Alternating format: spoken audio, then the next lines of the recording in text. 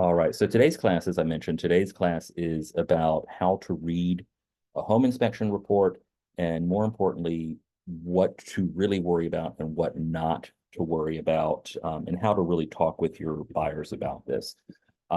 So I have a unique perspective on this, having grown up in a construction family and having worked on some construction sites over the years.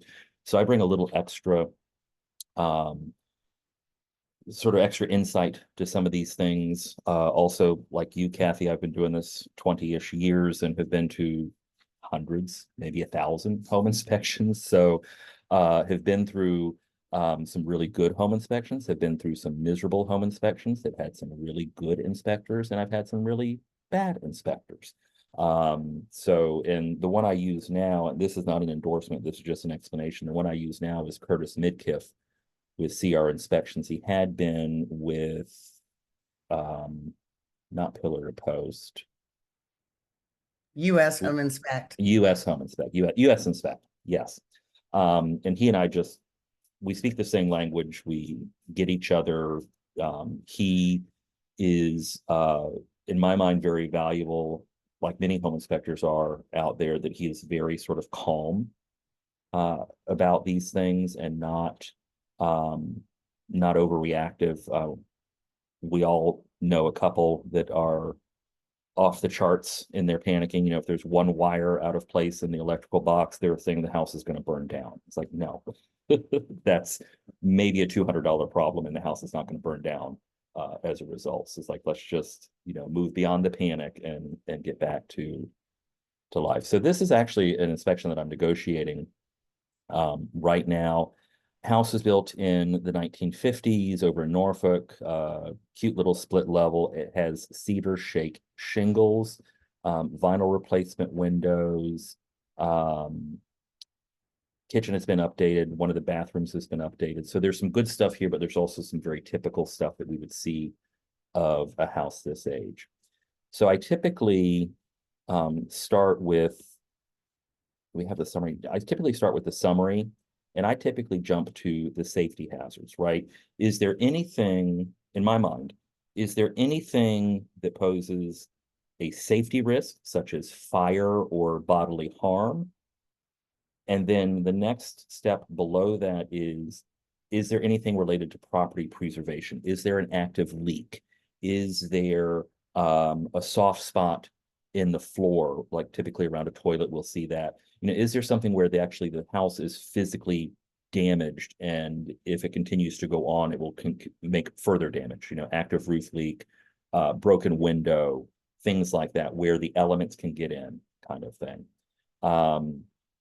Recommendations are generally just that, recommendations. Sometimes they are recommendations for repair. Sometimes they're just like, you know what? This is something that if you go to renovate or do another project, throw this in there and have it done. And then maintenance items, there's always some kind of maintenance item, including on newer homes. So typical newer home maintenance item, you'll see caulk detail on the outside where the caulk is dried up. Maybe the new construction site, Ryan Homes, looking at you, didn't use the right kind of caulk. And it's dried up, and now we have gaps around doors and windows. Also, some of these other newer homes, we just had a call from Jan's brother this morning. He sells windows and siding and doors for Thompson Creek.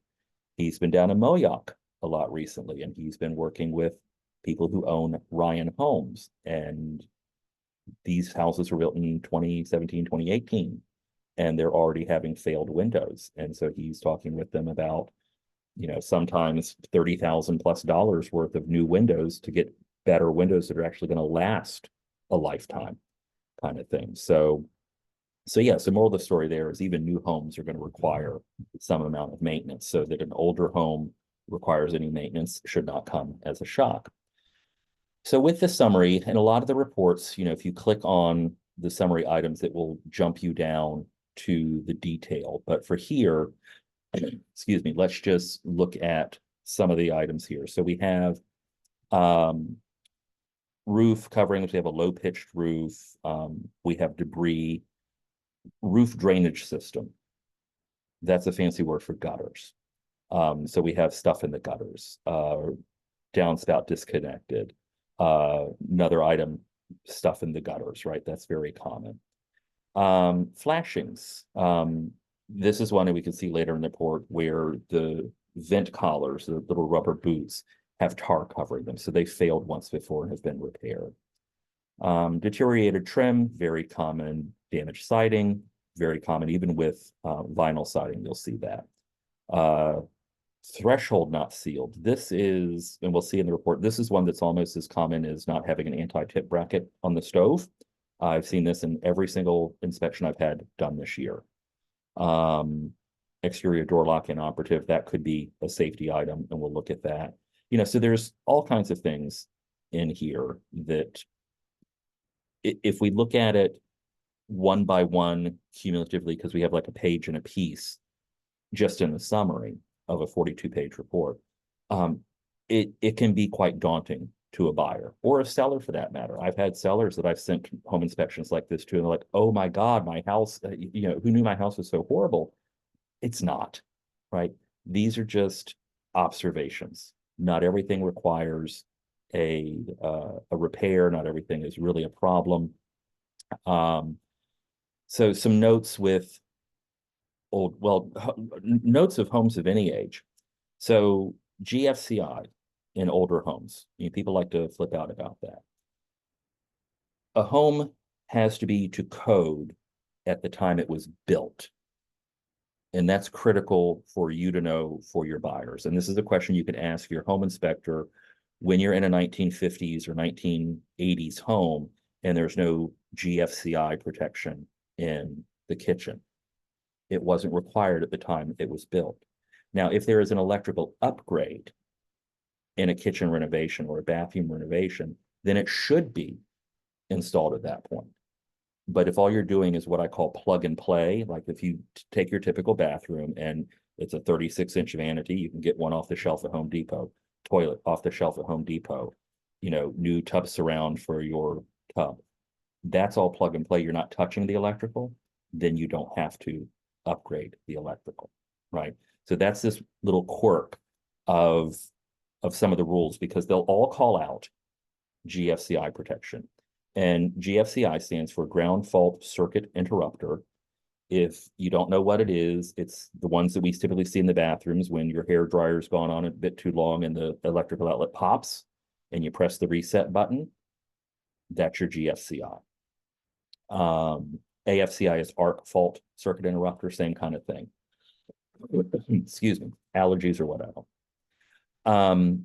So those things in older homes are nice to have. They can present safety issues. They're designed to be in what are called wet areas. So kitchens, bathrooms, garages, exterior outlets.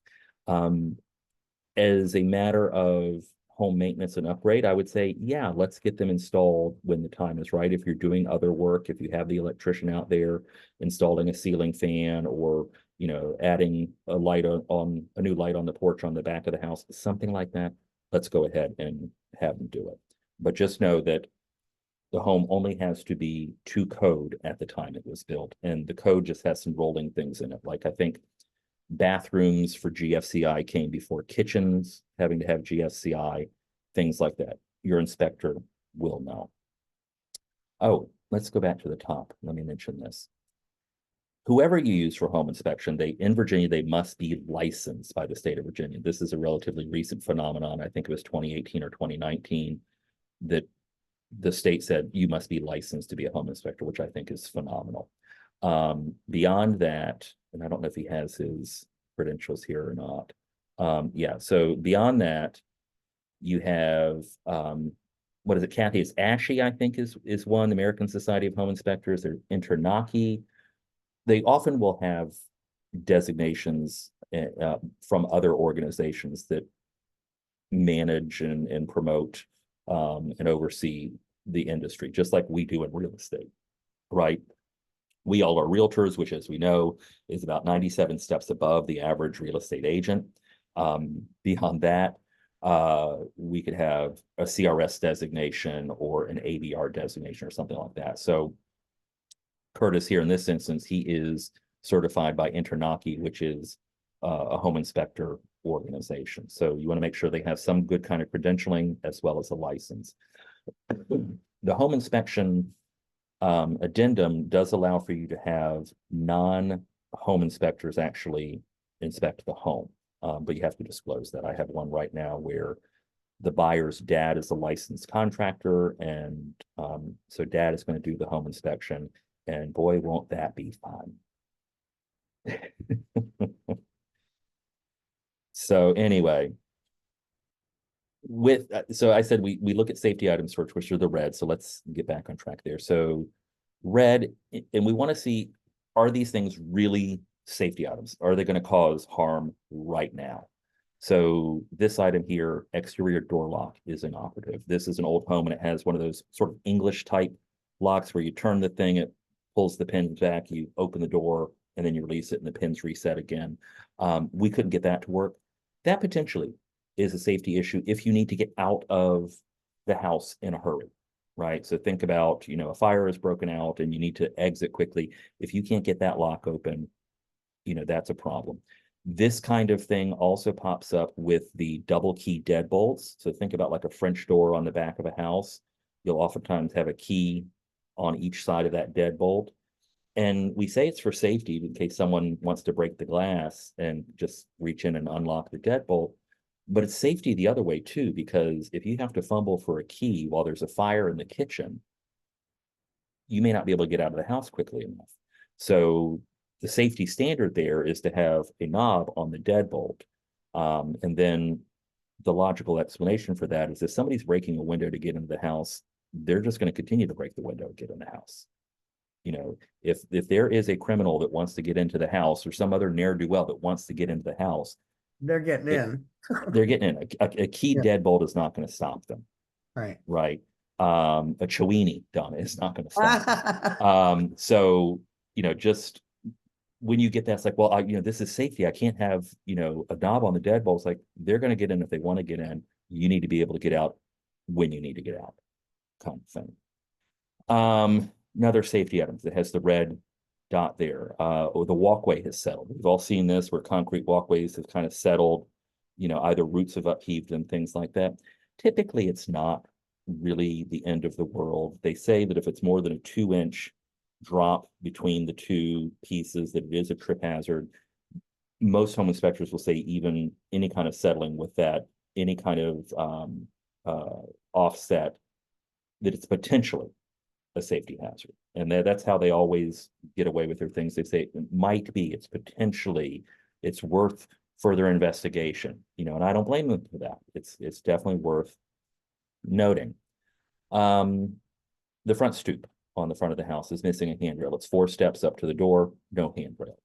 That very likely is a safety issue. And with this particular buyer of mine being a VA purchaser, it will probably, I'm not even say probably, it will pop up on the appraisal because we have more than 4 steps going up there. Here's one that I've seen a lot of: water temperature too hot. Really, we should be between like 100 and 120 degrees on a water heater. This one was 128. That could be scalding, especially to a young child or a baby. So that definitely is a safety concern. Can you just turn that down, or do you? Yeah. Okay, that's what I thought. There's a little thermostat on the Yeah. water heater itself, and all you just turn it, counterclockwise to a few degrees, and you're back to normal. Gotcha. And again, so these are things too that we want to talk about with our buyers of, yes, that is a safety hazard. Yes, it should be corrected right away. Do you need to hire the world's best plumber to come in and do it? No. No, This you is don't. something that you can easily do yourself. You can have the inspectors show them. Now, the inspector's not going to go there and turn the knob for them. They'll say, there's the thermostat right there. All you have to do is set it to the right temperature, and you're fine. So it's a matter of education, which is largely what our job is, right? Is educating. Why is this a good decision? Why is this not a good decision?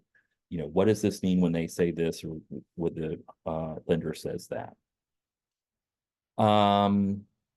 Older home, exposed and unprotected wiring. You know, we have a couple of wires that are just hanging out loose there.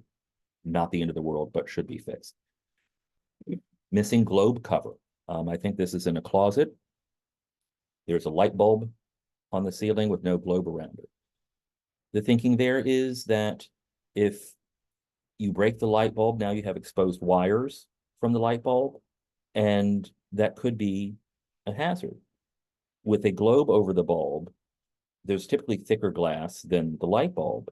And so if you swing something and break the globe, well, first of all, you're only breaking the globe, not the bulb, and having exposed wires.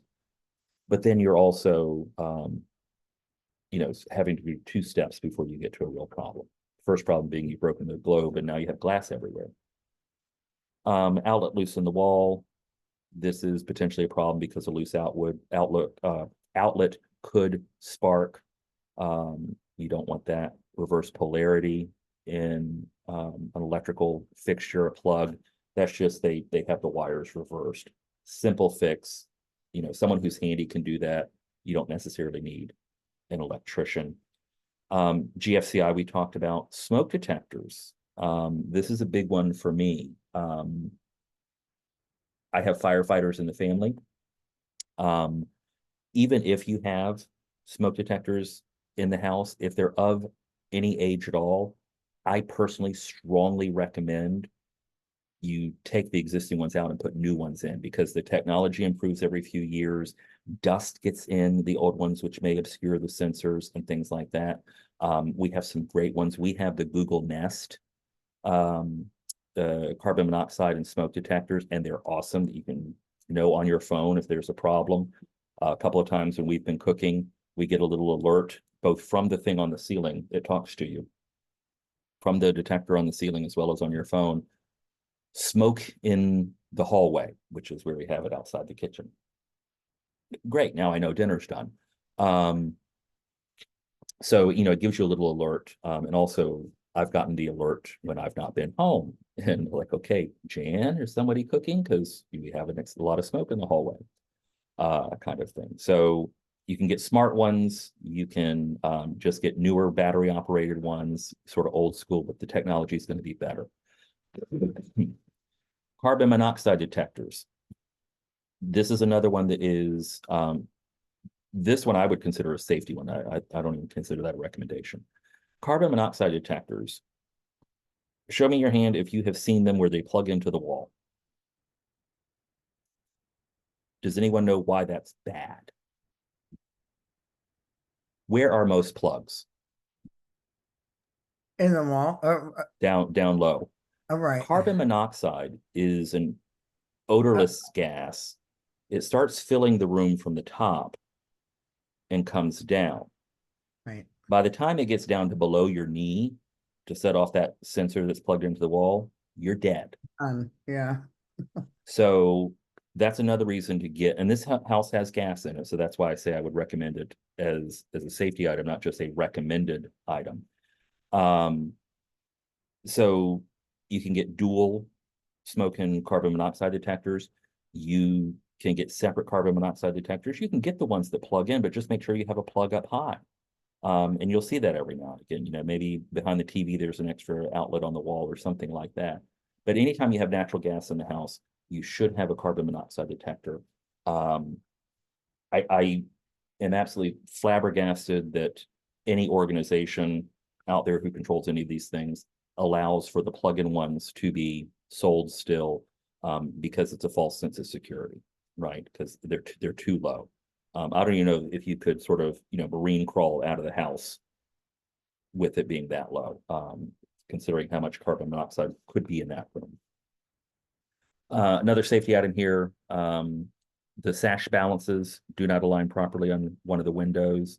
And that's basically where, when you open and close the upper and lower sashes of the window, they have to get to a certain point where they're effectively in a neutral position, and then the lock between them can engage. This one, they're kind of out of alignment and the window doesn't lock. Again, potential safety hazard. Another safety item here, stairs and railings, no handrail. We have an interior set of stairs with no handrail. Again, potential problem there. Missing anti-tip bracket on the stove. If I had $1 for every time a stove actually had the anti-tip bracket installed, I probably have $5. That's what I figured. In 20 years of real estate and probably 10 or 12 years of working with Curtis exclusively, he and I always get tickled, literally tickled, grown men giggling. Oh my God, they have the anti-tip bracket installed, like we're high-fiving, and because nobody does it.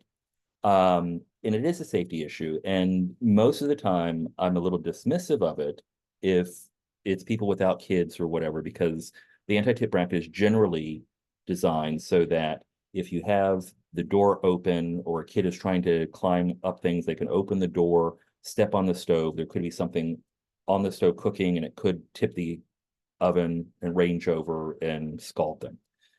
So if people have kids or they're thinking about having kids, I always encourage them to go ahead and get that installed. It's a very simple thing. They sell the replacement parts at Home Depot and Lowe's if you don't have it for the stove. But for most people, like Jan and I, we don't have kids. We don't leave the oven door open. The dogs, I don't think, care enough about whatever's above the stove to open the oven and try and climb. So for most people, like it's not the end of the world. And then we explained that, 99% of the time, it's not a crisis kind of thing. So I start there with the safety issues. Then I look at the orange or yellow ones here. It's like, okay, what is, a potential problem, things like that. So going through the reports generally give you, excuse me, a lot of good information. So they provide some context for the views. Oh, I see another puppy. They provide ages of things. So the roof here, and here we go, Jenny, another one of these. We have a 3-tab shingle, which life expectancy is 15 to 20 years. Here's our problem. The roof is 18 to 22 years old. So this is the year we're dancing the same dance of the roof. Now it looks okay generally, but when you're standing on the ground and I even brought this up to the buyer at the time, you start to see the edges of the shingles curl up a little bit. And then also the 3-tab shingle has that flat look to it. And the architectural shingle has a sort of a 3-dimensional look. And usually when you're standing on a street, you can point out different houses. Okay, there's a 30-year architectural shingle. They can see the 3D quality to it. And then you can, point to what another roof say, this is a smooth 3-tab shingle. But here's what we look at and why the inspector is important. So he will note granular loss, right? And the shingles, as soon as you put them on the roof, they're going to start losing some of the granules on the shingles just because of weathering and wear and tear. And they're designed to do that. And if you have a significant granular loss, that's an indication of the age of the roof. Low pitched. This is a little porch, not a sun porch or anything, just a covered porch off the back of the house. And it doesn't have a high enough pitch, right? So shingled roofs are supposed to have, and I don't know what the technical numbers are, but a certain pitch so that water will completely run off. If it has too low of a pitch, that it's not quite angled enough, water could sit on the roof, or even with just mild wind, get blown up under the shingles, and that could be a problem. And so a rubber membrane is recommended there. Roof drainage system, and you see here he says gutters, and we have stuff in the gutters. Now, if you look closely, those are pine needles. So again, Uncle Jeremy's recommendation to these young buyers, get some kind of leaf guard in there, because otherwise you're going to have pine needles in your gutters forever. Downspout disconnected, again, something very common. This goes into an underground drainage system, which allegedly runs the water away, more gutter issues. This isn't the greatest picture here, but here is one of those boot collars, and you can see it's just slathered in tar, which means that it has leaked it before. And if you look at, let me see if I can blow this up a little bit. It'll work. There we go. You look at this picture, we have brown shingles, gray shingles, gray shingles, gray shingles. So we have had leaks before because these are replacements. And what they've done, and instead of replacing the boot collar, they just went ahead and replaced the shingles, fixed the leak, and then slathered it in tar, which is one way to fix it. It's not the right way to fix it, but they did it. Here we are now, we're looking at the exterior, concrete driveway. There's the patio out back. So this is the patio that has that low pitched covered thing there. Vegetation against the house. I mean, here's another one that if I had a nickel for every time this was brought up in a report, I'd be quite wealthy.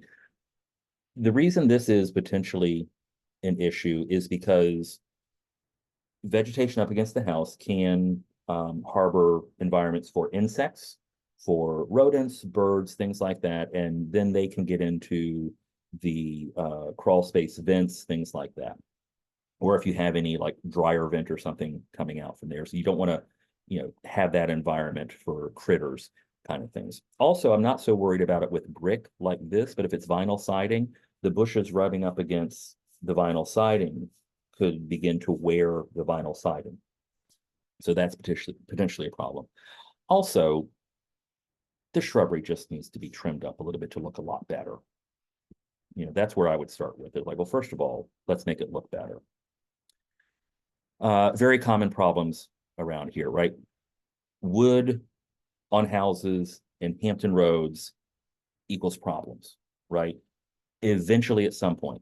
So we have some wood trim here on top of the window. You can see it here, pulled out a little bit more. There's also a spot here on the bottom of the window, just wood trim. Water seeped in at some point. Over time, started rotting away. The good news is from the inside, it doesn't look like there's any damage on the inside. So it's probably just this piece of wood that has deteriorated. If we let this go, then very likely we will have a leak that gets in and around that window and start to deteriorate the framing and the wall inside. So we should get that fixed. Damaged siding. Again, we have cedar shake siding, actual real wood. And you can see here where water has come down the roof. And there's very likely, or at least should be, flashing up against the side of the house here so that when water runs down, if it gets behind the siding, there's still some flashing, a rubber membrane or metal membrane that keeps the water moving down to the sides. We saw no evidence inside that there was any history of leaking there. This is right below this is the kitchen. But what we see here, and we see this an awfully lot, is this is real wood, it's cedar shake, and it's painted here. This piece is painted here, but as you get closer to the roof, they didn't paint the bottom edge of that shingle.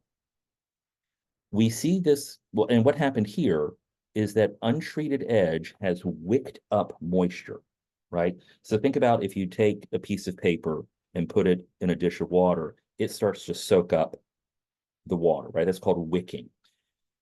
We see this most common, and I go outside in your own homes right now, I guarantee you have it, around doors, exterior doors. They paint the brick molding, but they don't paint the bottom edge of the brick molding. So it's just raw wood, untreated, and it begins to soak up the water. And again, a nickel for every time I've had to have brick molding sectioned out and replaced, I'd be a lot wealthier than I am.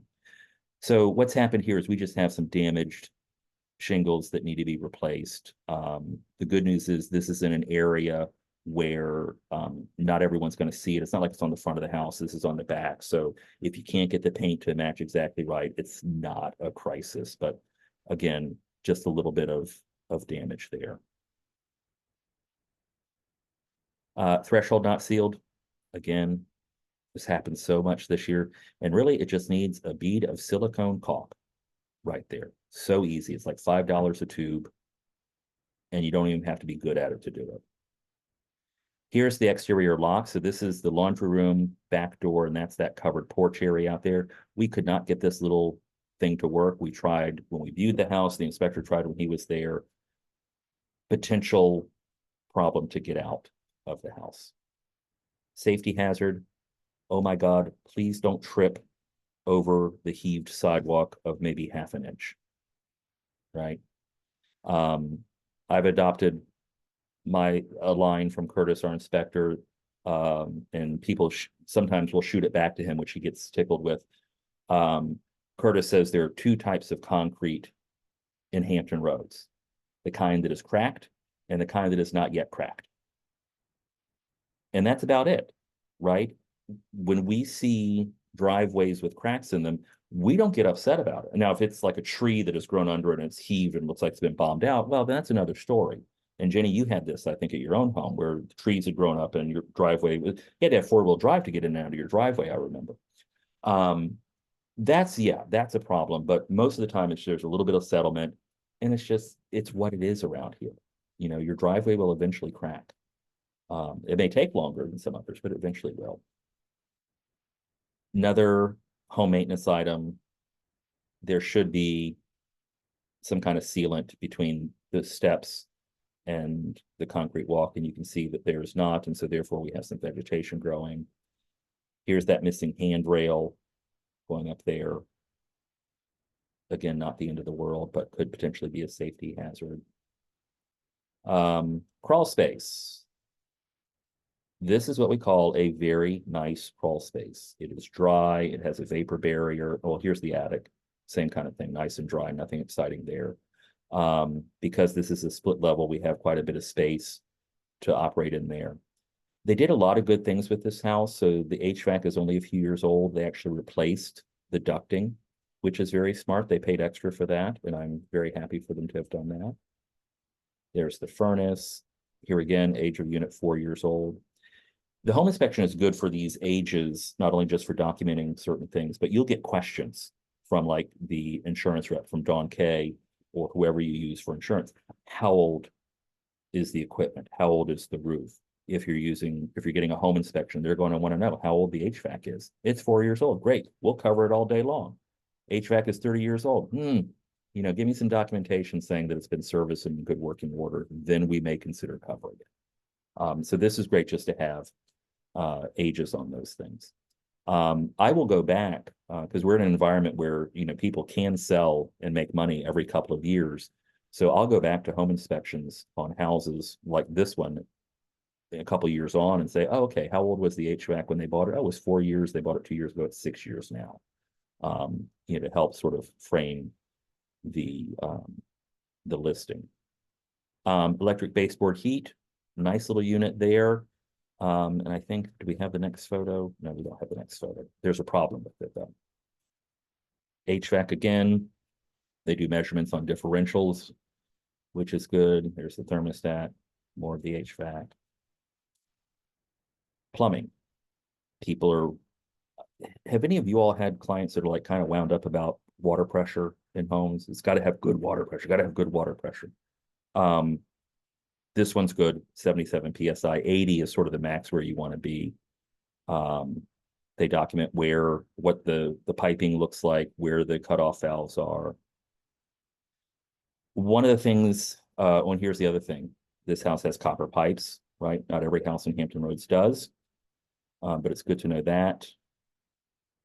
Water heater, the pressure relief valve is probably about 16 inches off the ground.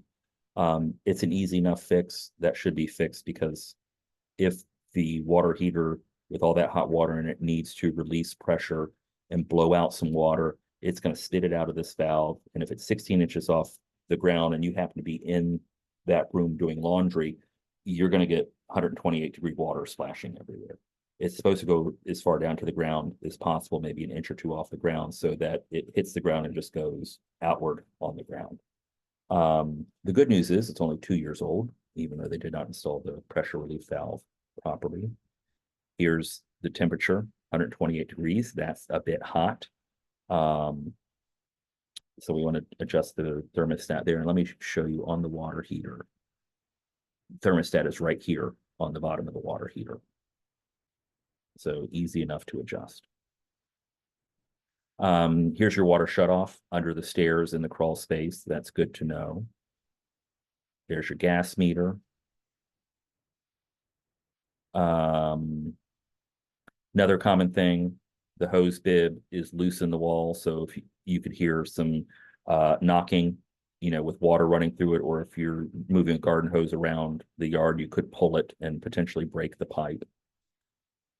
Very common one here. So the diverter valve in one of the showers, he's pulled it up, shower is engaged, but we still have water coming out of the downspout. If you're handy enough, that can be an easy fix. If you're not handy, you probably want to get a plumber in there. Let me put it this way. I'm somewhat handy. I would not attempt this because it's kind of technical and I don't want to screw it up. Here's your water temperature again, between 100 and 120 degrees. Again, 128.8, very hot. Electrical. So in this instance, we had, my buyer and I had a discussion about the GFCI in the kitchen, and it's not present there. And I explained that if they didn't touch any of the electrical in the kitchen when they renovated it, that they were not required to do GFCI. So then he asked, if they did it, is there the potential to uncover other electrical problems in the house? And I said, well, we can see certain electrical problems, right? We can plug in a tester and see if we have a three-pronged outlet that doesn't have a ground, so we have an open ground. We can use a tester and see if there's reverse polarity. Those kinds of things we can see easily enough.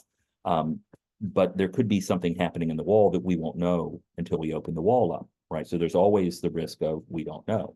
But I told him that one indicator for me, at least, and the inspector agreed, is if we have an electrical panel that is just a rat's nest of wires, that could be an indicator of a home hobbyist, as I call him, Cousin Louie, and a case of beer on the weekend, doing all kinds of projects with the electrical and not really knowing what they're doing. In this instance, we have a very nice, tidy, clean electrical panel, right? We've all seen rat's nests of wires in there. Sometimes we've actually seen rat's nests in these panels. But this gives me hope, at least, that any other electrical they may have done in the house is good enough. May not be an expert job, may not be the best job, but this indicates that it looks like they had someone in there who knew what they were doing to at least change out this panel. Now, something else of note, and this comes up quite a bit, aluminum wiring, right? This house was built in the 50s, so we're prior to the period of aluminum wiring. Aluminum wiring is generally in that Vietnam War era, so late 60s and 70s. And it's generally okay.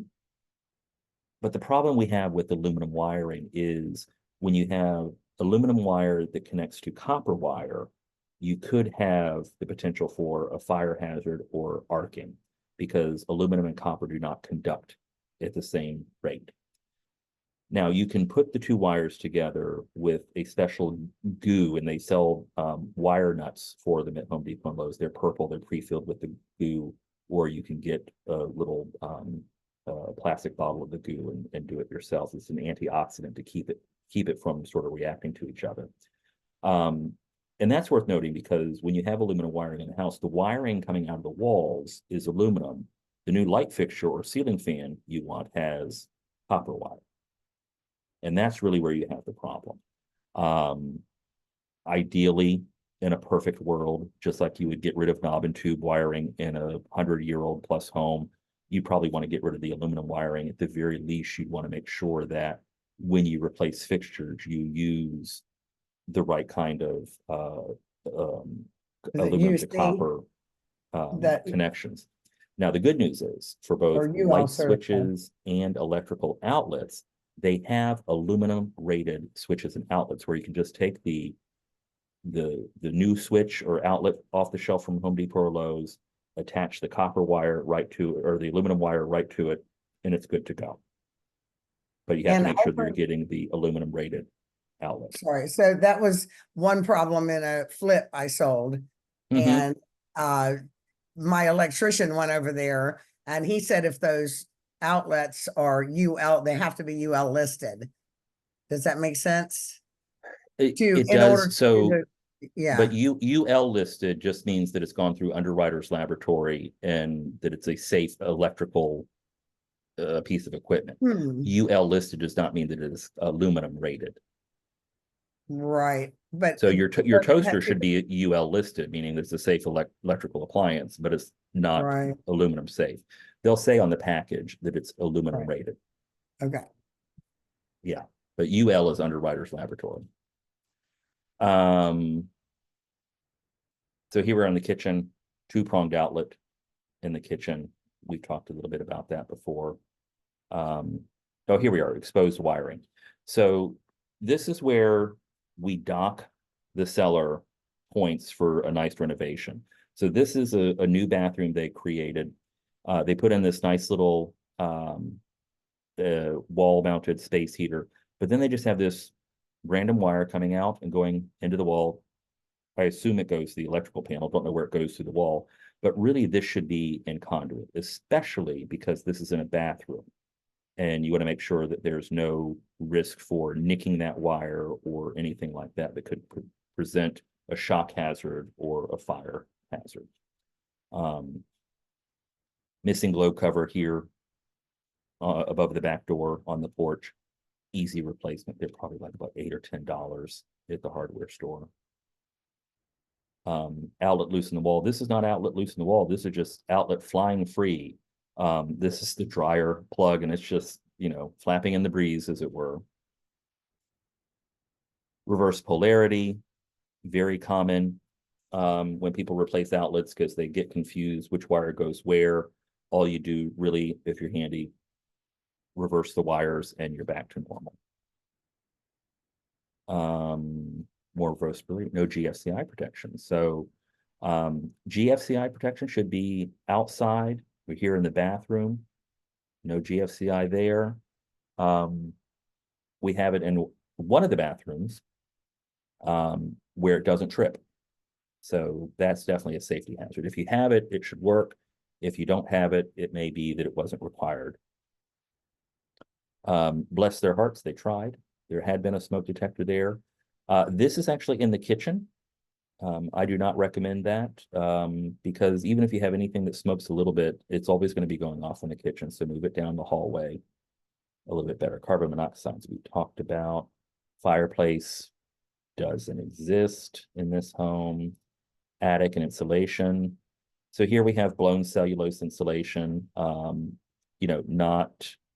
Not really to today's standard, but this is something that is good enough for the time period. Vent discharges into attic. This is a bathroom vent. This is an issue under the home inspector's opinion, because if you're venting out of a bathroom, this could be while the shower is running. So you have all this humidity blowing out of the bathroom through this vent, and now you have moisture going into your attic, and you could create an environment for mold and fungus and things like that. So it really should go out through the roof somewhere. Now, they do make connections for these things that they can come out and then down and vent out through the eaves of the house. So if you have eaves with vents in them, you could possibly do that. I don't really consider this the worst sin in the world, but your buyer may. So just beware of that. Sash balances here, you can see we're just off kilter enough, can't lock it down.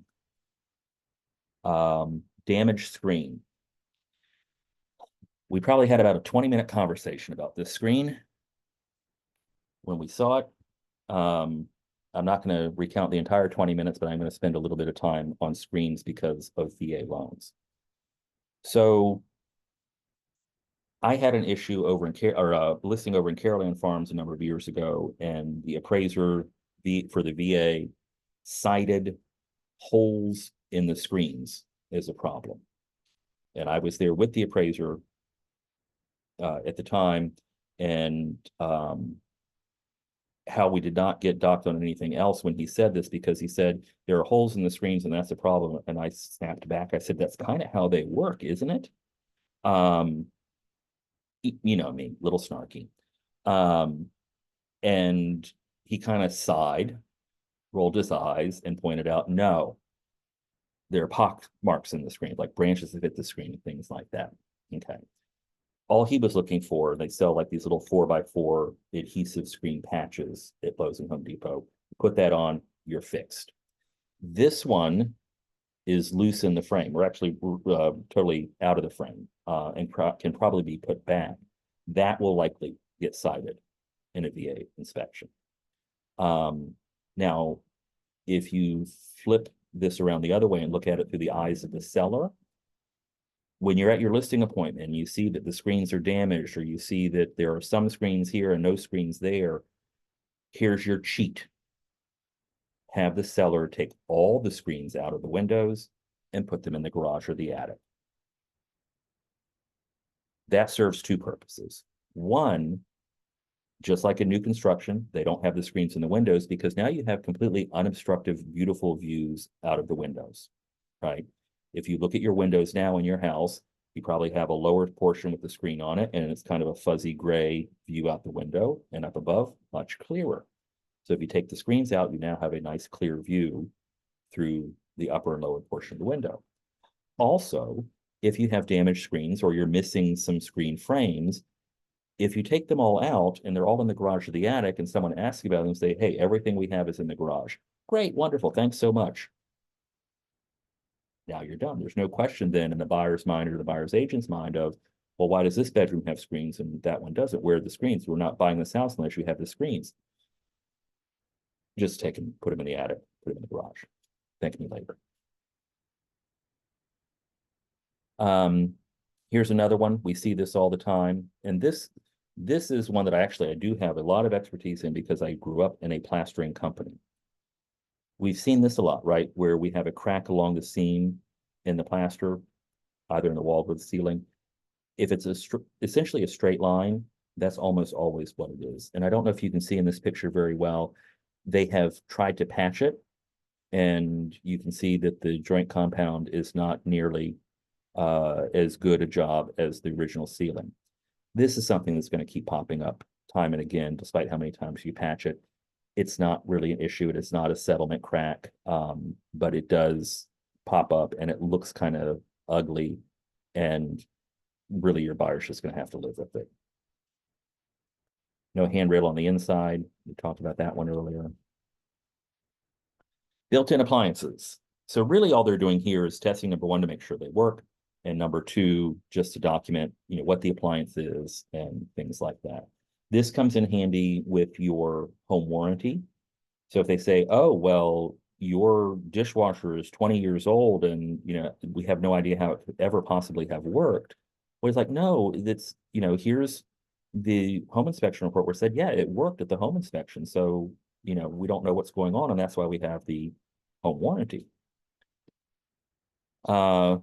Stove, refrigerator, washer, dryer. There we are, ice maker works, missing anti-tip bracket, right? Again, if I had $1 for every one of those that actually had it installed, I'd have $5. And then the end of the report, they all talk about standards of practice, basically what they do inspect, what they don't inspect. It is very likely that, especially in an occupied house, that you may have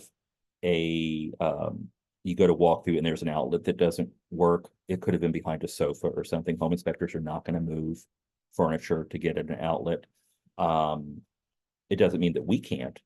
I've moved some things every now and again, just very gingerly. It's like, okay, I want to make sure this outlet works, or especially if you're in a room where there's a switch and it doesn't seem to be controlling anything and you're desperate to find what it controls, you may do a little investigation. I don't really recommend that because you're taking on liability yourself, and that's why the home inspector doesn't do it.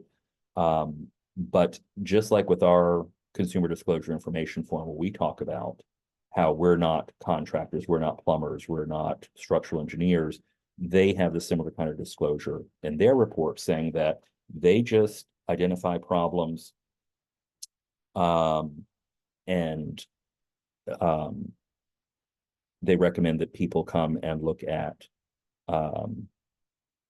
people who are trained professionals come and look at it. Like, so if there's a question about the mechanical, then we refer it out to an HVAC specialist, right? Because the home inspector is looking at the age of the units, Is it heating and cooling properly? Is the ductwork intact? If nothing is meets the right criteria, he's going to call it out.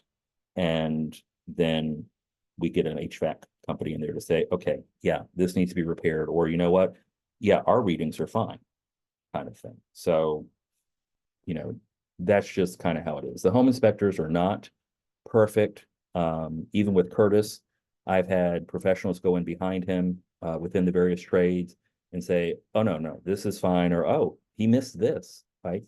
It happens, right? We do it ourselves. You know, I've missed a bedroom before in a listing, you know, sitting in an appointment. I know I have 5 bedrooms, but then, you know, I don't make a note of it. I go back to the tax record, it says 4, right? We make mistakes. We just have to own it and move on.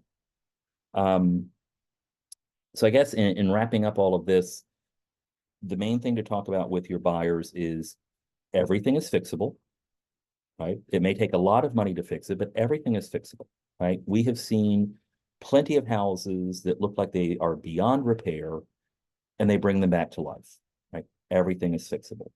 The goal with the home inspection, with us representing the buyer, is that we want the seller to fix most of it.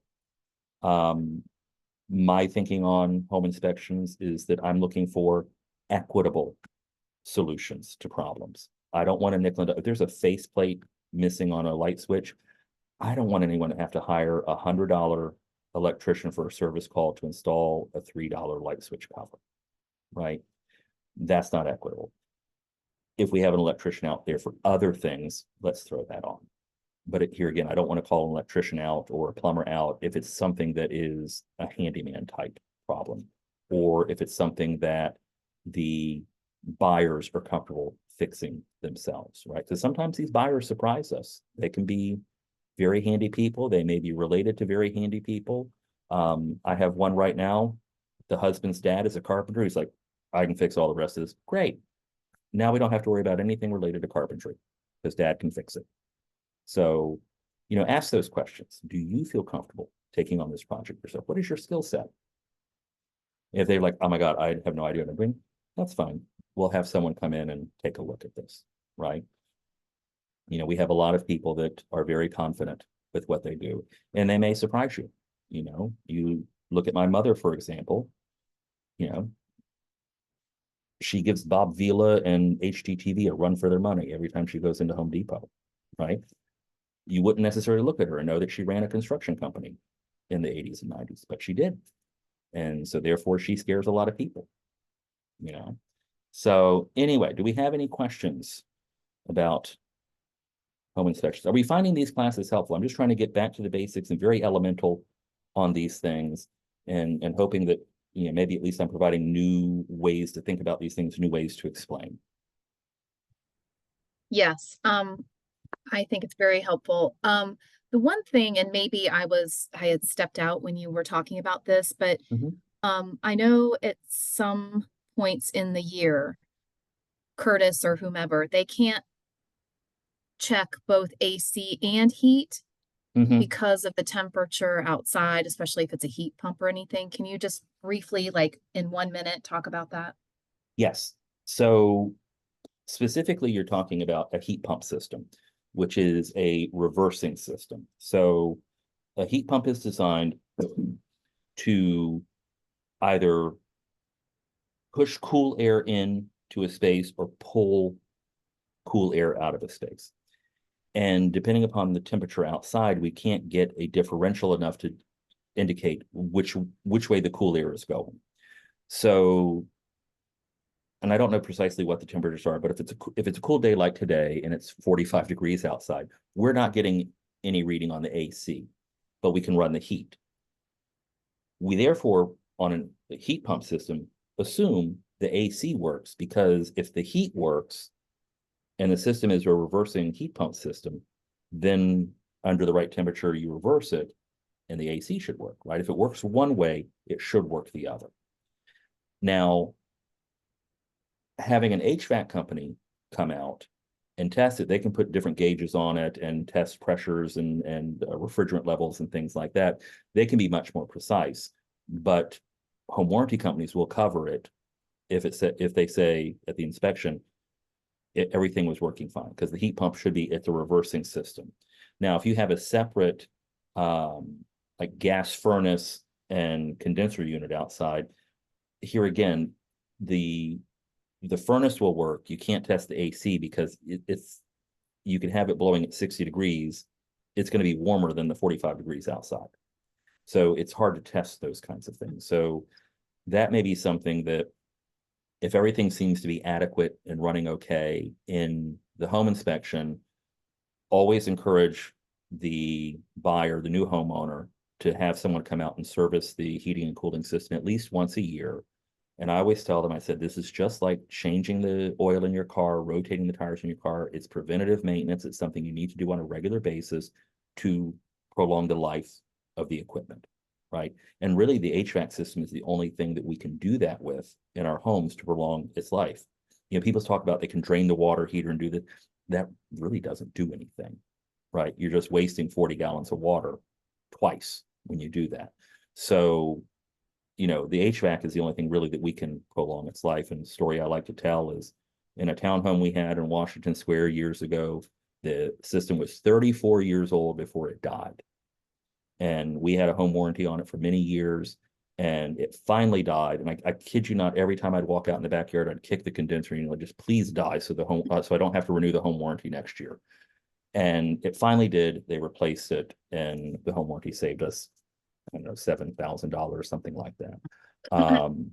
So when you take care of a system like that, it can go a long time. So if you have these heating and cooling systems that are 10, 15, 20 years old, yes, they are outside of their expected life expectancy.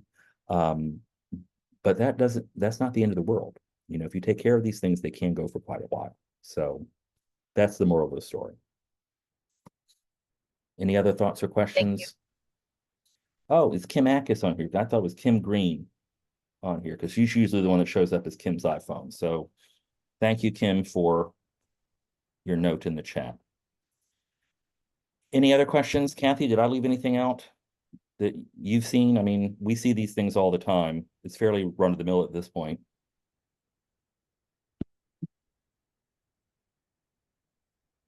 You did great, Jeremy. Sorry, Well, I couldn't you. myself. No, it's quite all right. Thank you all for showing up. If you Thank ever you. want to run a home inspection by me, feel free to reach out to me. I'm always good for, at least for generating more questions, if not a few more answers. But you know, because again, I look at things just a little bit differently than some of the inspectors, some of the homeowners, things like that. So so feel free to run things by me. I'm happy to help. Thank you very much. Thank All you, right. Jeremy. Thank you Okay. guys. Have a wonderful day. We'll see You you again too. soon. Bye-bye.